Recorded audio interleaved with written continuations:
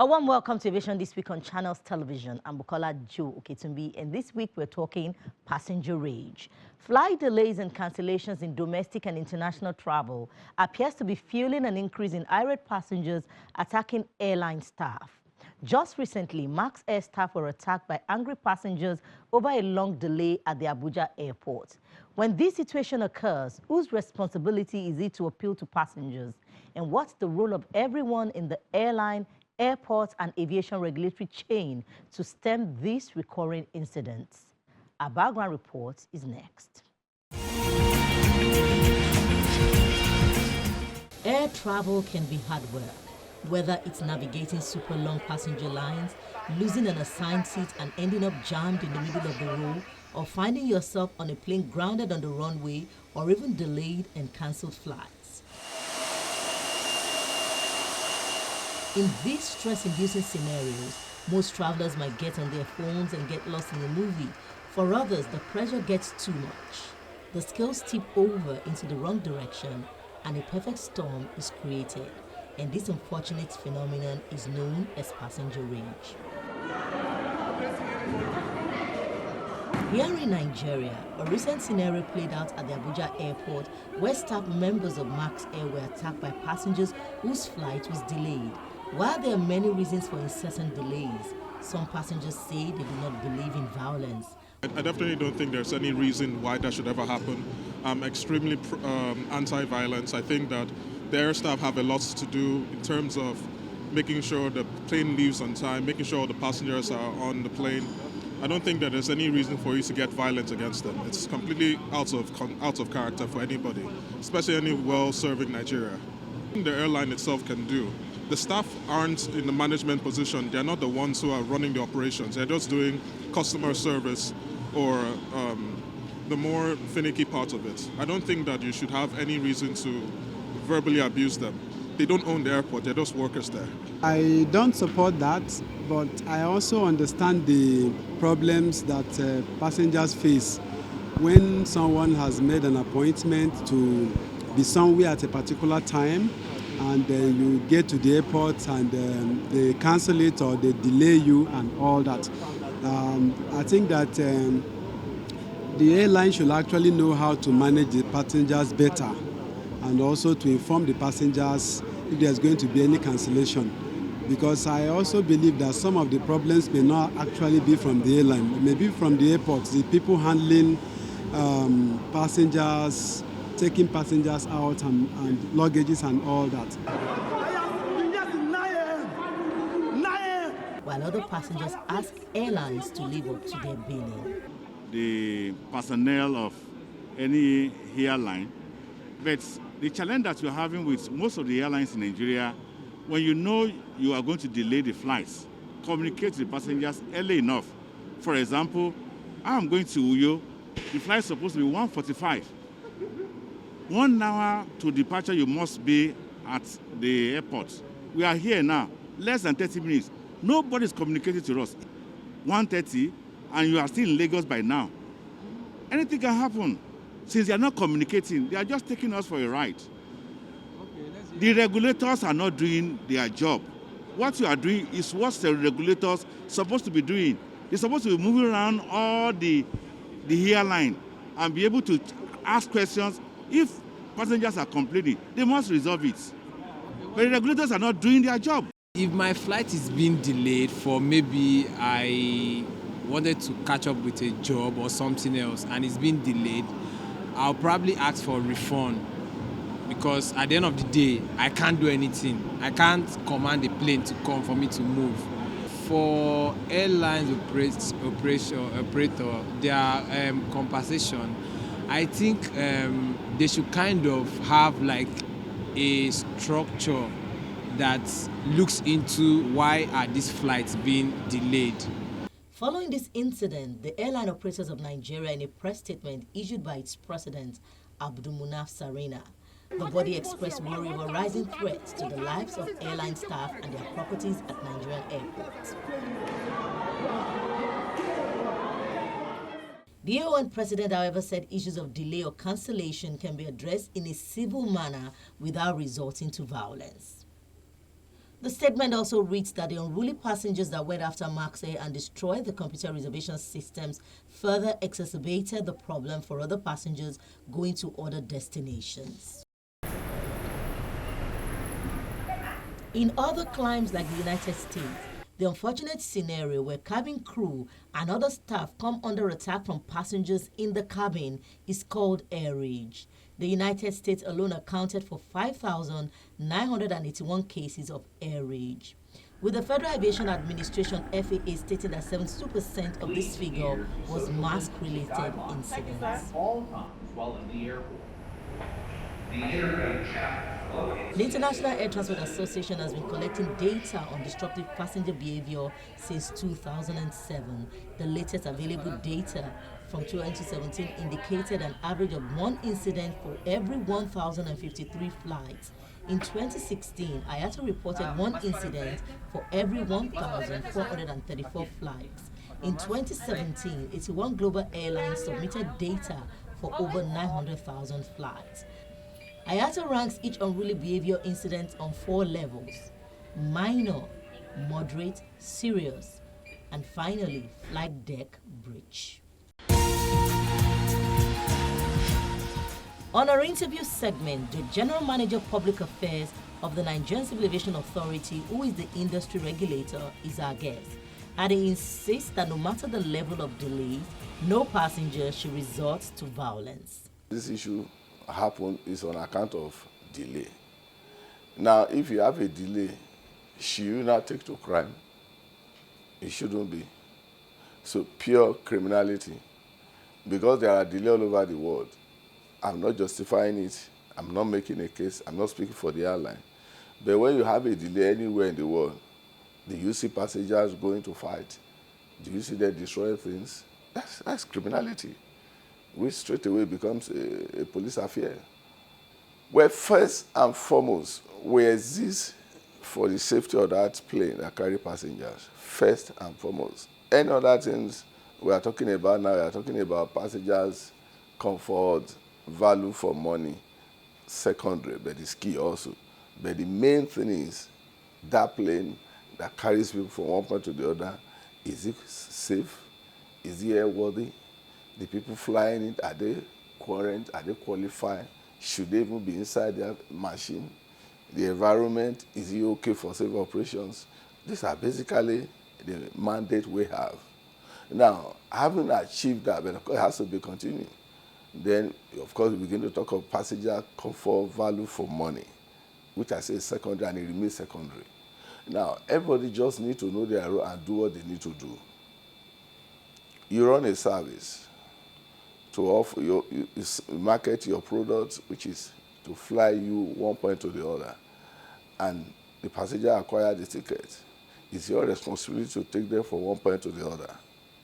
In event of any other issues, some delays are necessary, which we even support on account of maybe weather or technicality. If you have an issue with your machine, you can't go because you have to be allowed to fly anyway to do that business.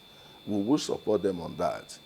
But what needed to be done now is that if you are going to have a delay, come back to the passengers and explain to them. The process is clear. If the delay is getting longer, suspend the operation, cancel that flight, or merge it with another flight. But you must always carry along the passengers, which are the key thing. That's why you exist. And if you are not afraid of losing them, then of course you end up losing all. Now, as for passengers, that you suffer a delay does not give you a right to fight or to engage in destructive acts. That's unruly behavior. It becomes a crime, and it becomes a police affair. Police are the right agent to take over from there, arrest whoever is getting, that's breakdown law and order if you're allowed to be continuing. Then, of course, take over and arrest whoever needs to be arrested and prosecute them. So you have court inside the airport. We have all the security apparatus within the airport. You have the Nigerian Police Force, you have the Nigerian Air Force, you have the Civil Defense, all other agencies, custom and other, depending on the terminal. So they are there to do their job. But what does your... Those rules as CA to set up consumer protections just as a way of helping our customer, the passengers, to solve their problem without necessarily have to take a recourse in going to court, because the court is the ultimate. If there's a breach, the place to go is court, is seek redress there. But the CA felt, no, let's help our customers, save them the cost of going to court, the time, the expenses, and all the rest to get justice all over the world. So that's how we come about consumer protection. Now, if there is a delay, yes, the rules are clear, what compensatory measures are available. You have it on domestic flight, you have it on international, it differs. So if you are suspending flight, once you check a passenger on international flight, become your responsibility as an airline. You're going to put them in hotel if you are not going to go again. There are compensations, 2 hour, certain level of compensation. A little delay, even apology is a compensation. Offering of snacks, drink, refreshment is compensation.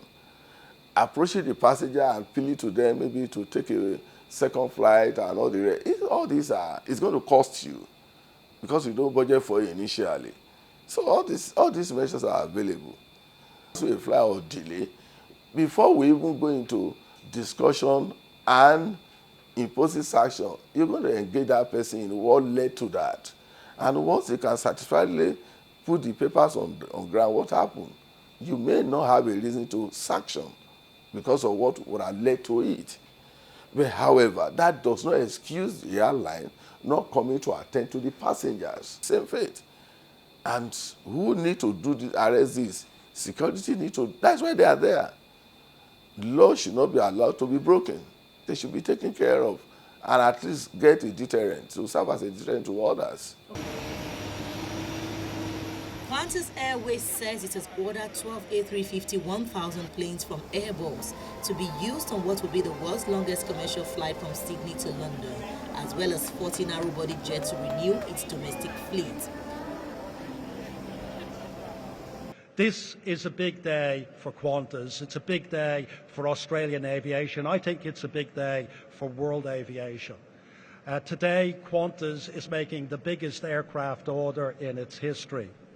It's going to order 20 firm orders for the A321 XLR, 20 A320s, and we will have 94 purchase rights and options. And with the Jetstar order for those aircraft, it takes us to a total of 299 aircraft. Enough aircraft to replace the entire Jetstar and Qantas domestic fleets over the next decades or so, which is phenomenal for us. The deal comes as market conditions improve and demand for domestic and international travel recover from the pandemic faster than expected, allowing the carrier to reduce debt and forecast a return to profit in the financial year starting July 1. Qantas did not disclose the value of the deal, but it's likely to be in the billions of dollars based on aircraft lease prices. The market update was a significant upgrade of where Qantas is performing, and one indicator of that is that before COVID, our net debt levels were $4.7 billion. We borrowed money to get through COVID, and that increased to well over $6 billion. It's gone back to $4.5 billion, lower than it was before we went into COVID. Non-stop flights from Sydney to London, which will take nearly 20 hours, will begin in late 2025, following the delivery of the A350s. The deliveries of 20 A321 long ranges will start in late 2024, while 20 smaller A220s will arrive from late 2023, renewing the carrier's aging domestic fleet. The order also includes options to buy another 94 aircraft that would arrive through to 2034.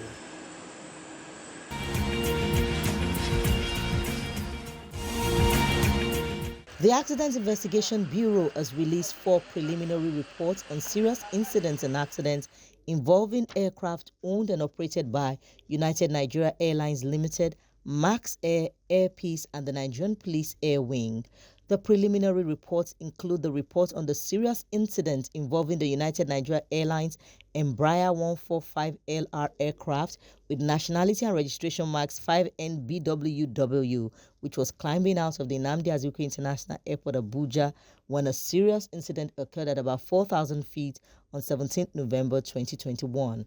Another preliminary report was the serious incident involving Max Air Boeing 737-300 aircraft, which was parked at the Nnamdi Azikiwe International Airport, Abuja, with nationality and registration marks 5NDAB and was involved in an on-ground collision with Skyway Aviation Handling Company Laboratory Service truck with fleet number 9/5 on 21st November 2021, among others.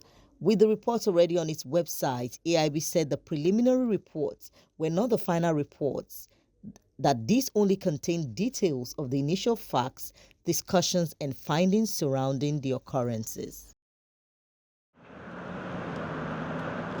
More than 100 off-duty Delta Airlines pilots silently marched in small groups outside Seattle-Tacoma International Airport in Seattle, Washington, to protest against the airline staffing and scheduling practices. Chairman of Delta Pilots Master Executive Council of the Airline Pilots Association International. The picket comes after the airline reported a huge spike in travel demand last week. Passing motorists honked their horns in support of the pilots as they entered and exited the airport, situated 14 miles from Seattle city center. We're out here to visibly take our message to Delta management that they need to address our fatiguing and poor quality schedules. We would like to engage them on common sense solutions to improve the lives of our members. Well, what's happening is Delta has all the planes they had from the pre-pandemic, however, they don't have the same amount of pilots as they had. So they're bringing back flying at a rate that exceeds the amount of pilots we currently have. So our pilots are being expected to pick up record amounts of overtime flying on their off days to fly the current schedule. And that allows that there's no buffer in the system. It's fine on a sunny day when there's no weather, but if there's operational issues, that's a problem. We need Delta to engage us on common sense solutions to address these issues. Delta Airlines responded in a written statement regarding their pilots picketing efforts now in its 5th city of 6 planned events across the United States. This informational exercise by some of our off-duty pilots did not disrupt our operations for our customers. We continuously evaluate our staffing models and plan ahead so that we can recover quickly when unforeseen circumstances arise, and the resilience of the Delta people is unmatched in that regard. Pilot schedules remain in line with all requirements set by the FAA, as well as those outlined in our pilot contract. All of our people, including our pilots, are working hard to restore our airline and deliver for our customers as we emerge from the pandemic. We're grateful for and proud of their efforts.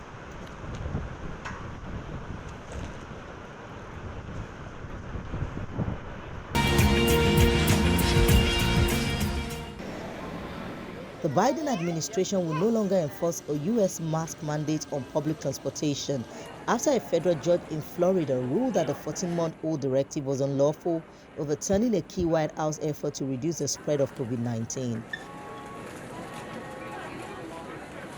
Soon after the announcement, all major carriers, including American Airlines, United Airlines, and Delta Airlines, as well as National Train Line Amtrak, relaxed the restrictions effective immediately.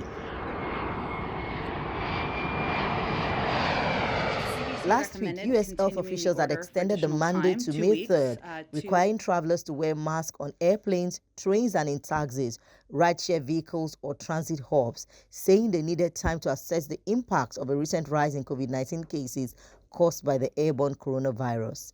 Industry groups and Republican lawmakers balked and wanted the administration to end the 14-month-old mask mandate permanently.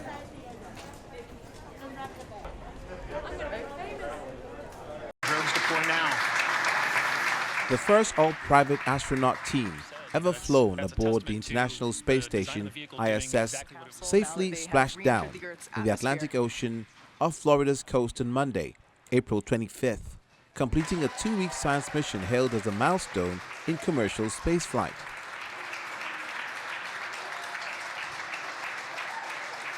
On behalf of the entire SpaceX team, welcome back to planet Earth. The SpaceX crew capsule carrying the 4-man team, led by a retired NASA astronaut, who is now vice president of the Texas company behind the mission, Axiom Space, parachuted into the sea after a 16-hour descent from orbit. The splashdown, carried live by a joint Axiom SpaceX webcast, was originally planned for last Wednesday, but the return flight was delayed due to unfavorable weather.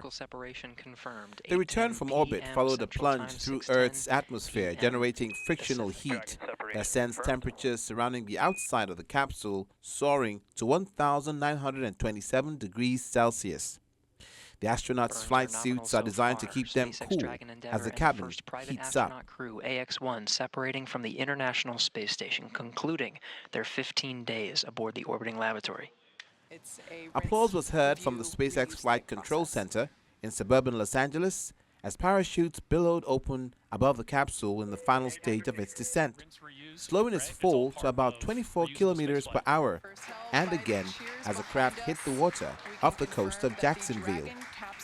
A small recovery boat with a 3-member team reached the Crew Dragon minutes later to secure the visibly heat-scorched craft as it bobbed upright in the ocean. The capsule was hoisted from the sea onto the deck of a larger recovery vessel about 40 minutes later, and the hatch was opened to let the astronauts emerge. A camera shot from inside the capsule showed the 4 crew members strapped into their seats, garbed in their helmeted white and black spacesuits. The mission's crew was assembled, equipped and trained entirely at private expense by Axiom, a 5-year-old venture based in Houston and headed by NASA's former ISS program manager. The U.S. Space Agency furnished the launch site at its Kennedy Space Center in Cape Canaveral, Florida, and assumed responsibility for the Axiom crew while they were aboard the space station. NASA's ISS crew members also pitched in to assist the private astronauts when needed. The multinational Axiom team was led by Spanish-born retired NASA astronaut Michael Lopez Alegria, 63 years of age, the company's vice president for business development. His second in command was Larry Connor, 72 years of age, a technology entrepreneur and aerobatics aviator from Ohio, designated the mission pilot. Joining them as mission specialists were investor philanthropists and former Israeli fighter pilot Eitan Stib, 64 years of age, and Canadian businessman and philanthropist Mark Pathy, 52 years of age. Connor, Stib, and Pathy flew as customers of Axiom, which charges $50 million to $60 million per seat for such flights. Launched on April 8th, they spent 15 days aboard the space station with the 7 regular government-paid ISS crew members, 3 American astronauts, a German astronaut, and 3 Russian cosmonauts. SpaceX, the private launch service founded by Tesla electric car maker CEO Elon Musk, supplied the Falcon 9 rocket and Crew Dragon capsule that carried Axiom's team to and from orbit, controlled the flight, and handled the splashdown recovery. SpaceX has been hired to fly 3 more Axiom astronaut missions to ISS over the next 2 years. Sounds good. Talk to you later. On the home stretch, Dana Air returns to RAM over technical issues. Dana Air has been given reasons behind the cancellation of its Port Harcourt to Lagos flight. In a statement issued by the airline, it attributed the cancellation to some technical issues. The statement reads, "Our aircraft registration number 5NJOY operating flight 9J344 from Port Harcourt to Lagos on 2nd of May 2022 was set to take off when the pilot in command noticed an anomaly which he queried with the air traffic control before embarking on a ramp return in line with our strict safety operating procedures."